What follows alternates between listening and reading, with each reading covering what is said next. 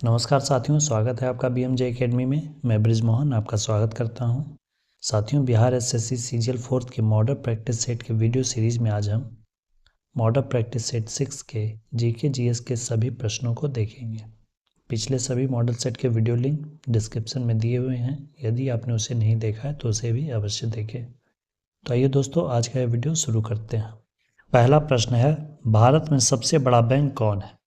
भारत में सबसे बड़ा बैंक है state bank of India, SBI। इसकी स्थापना 1 जुलाई 1955 ईस्वी में हुई थी, इसलिए प्रत्येक वर्ष 1 जुलाई को SBI स्थापना दिवस मनाया जाता है। वर्तमान में SBI के अध्यक्ष हैं चल्ला श्रीनिवासलू शेट्टी। अगला प्रश्न, निम्नलिखित में से कौन एक देव नृत्य है? धार्मिक मान्यताओं के अनुसार मोहिनी अट्टम एक देव नृत्य है। यह केरल का शास्त्रीय नृत्य है जो कि एकल नृत्य है और यह महिला द्वारा प्रस्तुत किया जाता है। सर्वप्रथम चंद्रमा पर मानव को पहुंचाने वाला यान कौन है? इसका उत्तर होगा अपोलो 11। सर्वप्रथम संयुक्त राज्य अमेरिका ने ही अपोलो 11 नामक अंतरिक्ष यान को चंद्रमा के धरातल पर 16 जुलाई 1969 ईस्वी को लैंड कराने में सफल रहा था, जिसमें कि 3 अंतरिक्ष यात्री थे, नील आर्मस्ट्रॉन्ग, एडविन एल्ड्रिन और माइकल कॉलिंस, जिसमें कि सर्वप्रथम नील आर्मस्ट्रॉन्ग ने चंद्रमा पर कदम रखा था। माइकल कॉलिंस अंतरिक्ष यान में ही रहे थे, वो चंद्रमा के धरातल पर नहीं उतरे थे। भारत के प्रथम गवर्नर जनरल कौन थे? जब भारत स्वतंत्र हुआ उस समय वायसराय था माउंटबेटन। स्वतंत्र होते ही भारत पर ब्रिटिश क्राउन का शासन समाप्त हो गया, इसलिए वायसराय का पद खत्म हो गया और पुनः गवर्नर जनरल का पद बना। इसलिए स्वतंत्र भारत के प्रथम गवर्नर जनरल माउंटबेटन ही थे और स्वतंत्र भारत के प्रथम भारतीय गवर्नर जनरल चक्रवर्ती राजगोपालाचारी थे। रंगास्वामी कप किस खेल में दिया जाता है? यह हॉकी का कप है। इसकी शुरुआत 1928 ईस्वी में हुई थी। विश्व प्रसिद्ध कामाख्या मंदिर कहाँ स्थित है? कामाख्या मंदिर असम में गुवाहाटी में नीलांचल पहाड़ी पर स्थित है। सर्वोच्च न्यायालय के मुख्य न्यायाधीश का कार्यकाल कितने वर्षों की आयु तक रहता है? सर्वोच्च न्यायालय के मुख्य न्यायाधीश के साथ साथ सभी न्यायाधीशों का कार्यकाल 65 वर्ष की आयु तक होता है। इसका वर्णन भारतीय संविधान के अनुच्छेद 124 ख में किया गया है। संविधान की 8वीं अनुसूची में कितनी भाषाओं को शामिल किया गया है? भारतीय संविधान की 8वीं अनुसूची में कुल 22 भाषाओं को शामिल किया गया है। जब संविधान लागू हुआ था उस समय 8वीं अनुसूची में कुल 14 भाषाएं थी। बाद में किए गए संविधान संशोधन में और भी भाषाएं जुड़ते गई और वर्तमान में अभी कुल 22 भाषाएं हैं, जिसमें से सबसे पहले 21वें संविधान संशोधन 1967 में सिंधी भाषा को जोड़ा गया और फिर 71वें संविधान संशोधन 1992 में कोंकणी, मणिपुरी और नेपाली को जोड़ा गया और फिर 92वें संविधान संशोधन 2003 में बोडो, डोगरी, मैथिली और संथाली को जोड़ा गया। इस प्रकार वर्तमान में भारतीय संविधान के 8वीं अनुसूची में कुल 22 भाषाएं हैं। इनमें से कौन कृत्रिम झील नहीं है? पुलिकट झील एक लैगून झील है, यह कृत्रिम झील नहीं है। लैगून झील उसे कहते हैं जो कि सागर से ही कनेक्टेड होता है, उस तरह की झील को लैगून झील कहा जाता है। शब्द टाई ब्रेकर किस खेल से संबंधित है? टाई ब्रेकर शब्द का प्रयोग टेनिस, फुटबॉल, हॉकी इन सभी में किया जाता है। बिहार में सबसे अधिक कौन सा खनिज पाया जाता है? बिहार में मैग्नीज, चूना पत्थर और पायराइट ये सभी खनिज पाए जाते हैं। नरसिंह अवतार से कौन संबंधित है? भगवान विष्णु के 10 अवतारों में से एक नरसिंह अवतार भी है। कोलकाता किस नदी के किनारे स्थित है? कोलकाता हुगली नदी के किनारे स्थित है। हुगली नदी गंगा नदी की एक वितरिका है। जैसे कोई नदी है इस दिशा में जा रही है, तो अगर कोई नदी इस तरह से आती हुई इस नदी में मिल जाए तो उसे कहते हैं सहायक नदी। और यदि यही नदी आगे जाकर इसकी कोई एक धारा किसी अलग दिशा में चली जाए तो ये जो छोटी धारा हुई इसे उस नदी की वितरिका कहा जाता है। तो हुगली नदी गंगा नदी की वितरिका है। तमिलनाडु में स्थित नटराज की मूर्ति किसको समर्पित है? नटराज की मूर्ति समर्पित है भगवान शिव को। चोल शासक शैव धर्म के उपासक थे, उनके द्वारा ही नटराज की मूर्ति का निर्माण करवाया गया था। मौलिक अधिकारों का हनन होने पर निम्नलिखित में से कहाँ अपील की जा सकती है? उच्च न्यायालय में भी की जा सकती है और सर्वोच्च न्यायालय में भी की जा सकती है, उच्च या सर्वोच्च न्यायालय दोनों में। उच्च न्यायालय में अनुच्छेद 226 के तहत और सर्वोच्च न्यायालय में अनुच्छेद 32 के तहत अपील दायर की जा सकती है। सौर मंडल का सबसे गर्म ग्रह कौन सा है? सबसे नज़दीक है बुध, तो बुध सबसे गर्म होगा, ऐसी बात नहीं है। सबसे गर्म ग्रह है शुक्र और सबसे चमकीला ग्रह भी शुक्र है। बुध ग्रह का वह भाग जो सूर्य की तरफ होता है वह भाग अत्यधिक गर्म होता है, परंतु जो भाग सूर्य की ओर नहीं होता है, यानी कि उस भाग में जहाँ रात होती है, वह काफ़ी ठंडा होता है। योग दर्शन के प्रतिपादक कौन थे? योग दर्शन के प्रतिपादक थे पतंजलि। योग दर्शन के प्रतिपादक कौन थे? योग दर्शन के प्रतिपादक थे पतंजलि। पतंजलि पुष्यमित्र शुंग के पुरोहित थे। इन्होंने महाभाष्य की रचना की थी, जो कि पाणिनि द्वारा रचित अष्टाध्यायी की टीका है। नालंदा का मुख्यालय कहाँ स्थित है? नालंदा जिला का मुख्यालय बिहार शरीफ में है। ध्यानचंद ट्रॉफी किस खेल से संबंधित है? हॉकी के जादूगर मेजर ध्यानचंद, उनके नाम पर ही इस ट्रॉफी का नाम रखा गया है, ध्यानचंद ट्रॉफी। भारत का सर्वोच्च खेल पुरस्कार का नाम भी मेजर ध्यानचंद के ही नाम पर रखा गया है, मेजर ध्यानचंद खेल रत्न पुरस्कार। संविधान सभा के अस्थायी अध्यक्ष कौन थे? संविधान सभा के प्रथम अस्थायी अध्यक्ष थे डॉक्टर राजेंद्र प्रसाद, जो कि बाद में भारत के प्रथम राष्ट्रपति बने। साथियों, आप कमेंट करके बताएं कि संविधान सभा के प्रथम अस्थायी अध्यक्ष कौन थे। यूटीआई का मुख्यालय कहाँ स्थित है? UTI unit trust of India यह एक वित्तीय निवेश निकाय है। इसका मुख्यालय मुंबई में स्थित है। इसकी स्थापना 1964 में हुई थी। जारवा जनजाति किस क्षेत्र से संबंधित है? जारवा जनजाति किस क्षेत्र से संबंधित है? जारवा जनजाति अंडमान निकोबार द्वीप समूह की एक जनजाति है। इसके अलावा शैम्पेन जनजाति भी अंडमान निकोबार की ही जनजाति है। राष्ट्रपति को शपथ ग्रहण कौन कराता है? राष्ट्रपति का शपथ ग्रहण सर्वोच्च न्यायालय के मुख्य न्यायाधीश और सर्वोच्च न्यायालय के मुख्य न्यायाधीश का शपथ ग्रहण राष्ट्रपति करवाते हैं। दोनों एक दूसरे का शपथ करवाते हैं। एग मार्क निम्नलिखित में से किस उत्पाद पर दिया जाता है? एग मार्क खाद्य उत्पादों पर लगाया जाता है, तो इसका उत्तर होगा कृषि उत्पाद।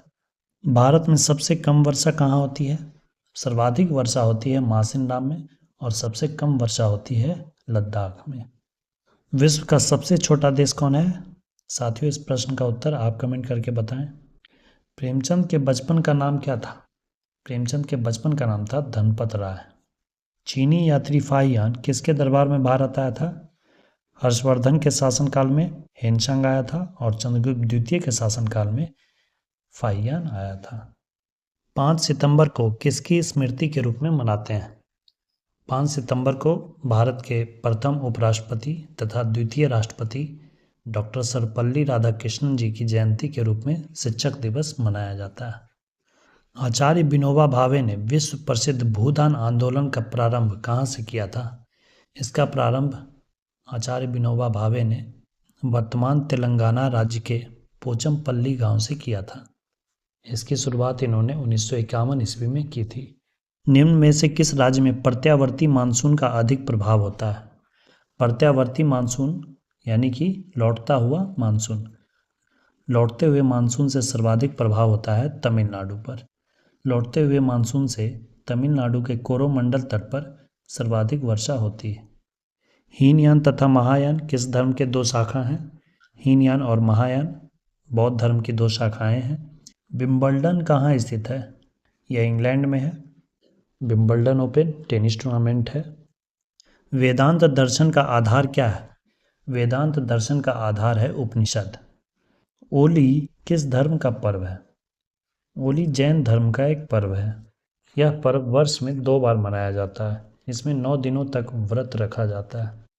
जैसे हिंदू धर्म में नवरात्रि 2 बार मनाया जाता है, उसी तरह से जैन धर्म में भी होली नामक पर्व 2 बार मनाया जाता है, जिसमें 9 दिनों तक उपवास रखा जाता है। चिली साल्ट पीटर का रासायनिक सूत्र क्या है? चीली साल्ट पीटर, जिसे कि सोडियम नाइट्रेट कहा जाता है, इसका रासायनिक सूत्र होता है NaNO3। क्वथनांक बॉइलिंग पॉइंट बढ़ता है कैसे? जब दाब बढ़ता है तो बॉइलिंग पॉइंट भी बढ़ता है। अगर किसी पहाड़ पर हम जैसे जैसे ऊंचाई पर जाते हैं तो दाब घटते जाता है, इसलिए क्वथनांक भी घट जाता है। निम्नलिखित में से कौन द्रव अवस्था में पाया जाता है? ब्यूटेन, पेंटेन, मीथेन, ये सब गैसियस स्टेट में होते हैं। हेक्सेन द्रव अवस्था में पाया जाता है। चाल बराबर क्या होता है? दूरी बटा समय। यौगिक के तत्वों के परमाणुओं की वास्तविक संख्या को व्यक्त करने वाला सूत्र क्या कहलाता है? इसे मॉलिक्यूलर फार्मूला अणुसूत्र कहा जाता है। रासायनिक ऊर्जा का विद्युत ऊर्जा में परिवर्तन कौन करता है? रासायनिक ऊर्जा को विद्युत ऊर्जा में परिवर्तित करता है बैटरी। डायनमो यांत्रिक ऊर्जा को विद्युत ऊर्जा में, इलेक्ट्रिक हीटर विद्युत ऊर्जा को ऊष्मीय ऊर्जा में, और परमाणु बम नाभिकीय ऊर्जा को ऊष्मीय तथा प्रकाश ऊर्जा में परिवर्तित करता है। लक्स निम्नलिखित में से किसकी इकाई होती है? लक्स प्रदीप्ति यानी इल्यूमिनेंस की इकाई होती है। सोडियम बाइकार्बोनेट का अणुसूत्र क्या होता है? सोडियम बाइकार्बोनेट NaHCO3, ये होता है खाने वाला सोडा। किसी तत्व के एक परमाणु के साथ हाइड्रोजन के 4 परमाणु संयोग करते हैं, इस तत्व की संयोजकता क्या होगी? इसकी संयोजकता होगी 4। जैसे कार्बन 4 हाइड्रोजन के साथ इस तरह से CH4 बनाता है, जिसमें कि कार्बन की संयोजकता होती है 4। कार्य का SI मात्रक क्या होता है? कार्य का SI मात्रक होता है जूल। बॉक्साइट अयस्क है किसका? बॉक्साइट एल्युमिनियम का अयस्क है, इसका फॉर्मूला होता है Al2O3.2H2O। पेरिस्कोप में कौन सा दर्पण प्रयुक्त किया जाता है? पेरिस्कोप में समतल दर्पण का प्रयोग करते हैं। पेरिस्कोप इस तरह का होता है, जैसे कोई व्यक्ति यहाँ पर है, उसे यहाँ पर की वस्तुएं देखनी है, तो इधर से ऐसे प्रकाश आएगा और इस तरह से परावर्तित होकर उसकी आंखों पे पड़ेगा। या फिर अगर वो यहाँ नीचे है तो यहाँ से वो ऊपर की वस्तुओं को देख सकेगा। इसका प्रयोग पनडुब्बियों में जल की सतह के ऊपर की वस्तुओं को देखने के लिए किया जाता है। गतिक घर्षण बल चरम घर्षण बल से हमेशा छोटा होता है। ध्वनि तरंग का वेग सबसे अधिक होता है किस में? ध्वनि तरंगों का सर्वाधिक वेग ठोस में होता है और सबसे कम वेग होता है गैस में, और निर्वात में ध्वनि तरंगें गमन कर ही नहीं सकती। अंतरिक्ष में रॉकेट में गतिशील व्यक्ति में कौन सी ऊर्जा होगी? गतिज ऊर्जा तो उसमें होगी ही, लेकिन ये अंतरिक्ष में है, तो जब अंतरिक्ष में है तो ग्रेविटेशनल फोर्स तो उसमें लगेगा नहीं, तो इसलिए स्थितिज ऊर्जा का मान 0 हो जाएगा, तो उस व्यक्ति में सिर्फ गतिज ऊर्जा होगी। कमानीदार घड़ी में संचित ऊर्जा क्या है? वो है स्थितिज ऊर्जा।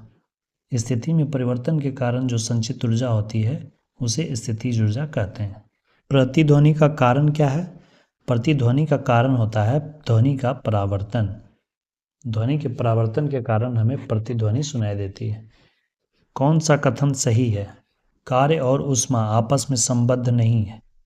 कार्य और ऊष्मा आपस में संबद्ध हैं। घर्षण और कार्य दोनों ही ऊष्मा के समानुपाती हैं। घर्षण ही ऊष्मा का समानुपाती है। इनमें से सही कथन है कार्य और ऊष्मा आपस में संबद्ध है। दोनों ही ऊर्जा का रूप है और दोनों का SI मात्रक भी एक ही है, जो कि जूल है। एक दोलक घड़ी यानी पेंडुलम एक एलिवेटर में रखी है।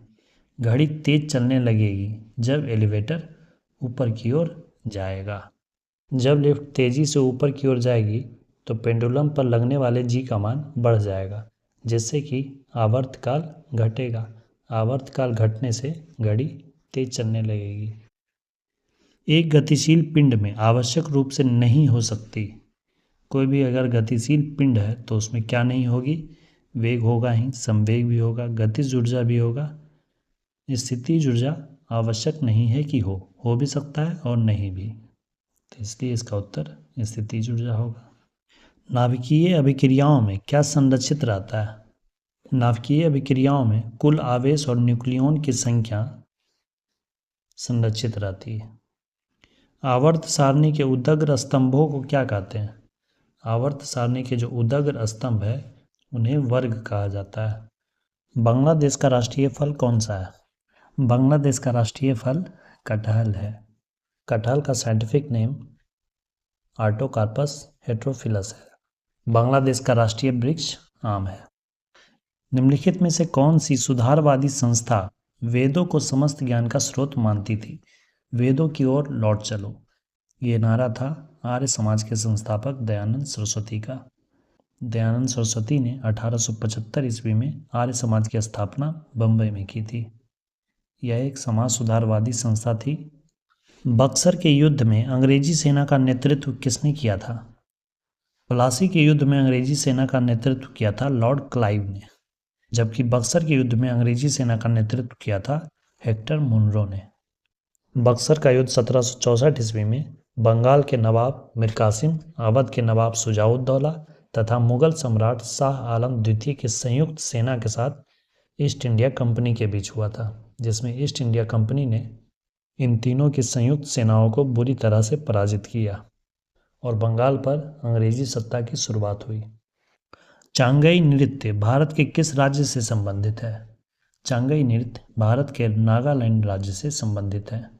यह नागालैंड के चांग जनजाति द्वारा युद्ध के मैदान में दुश्मनों पर जीत का जश्न मनाने के लिए किया जाता है।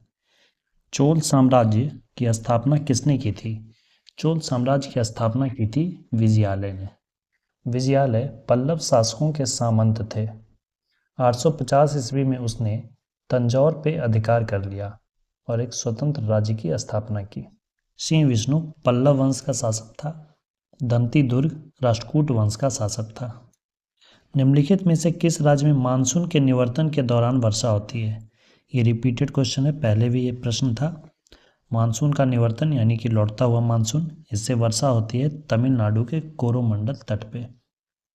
ओणम किस राज्य का त्यौहार है?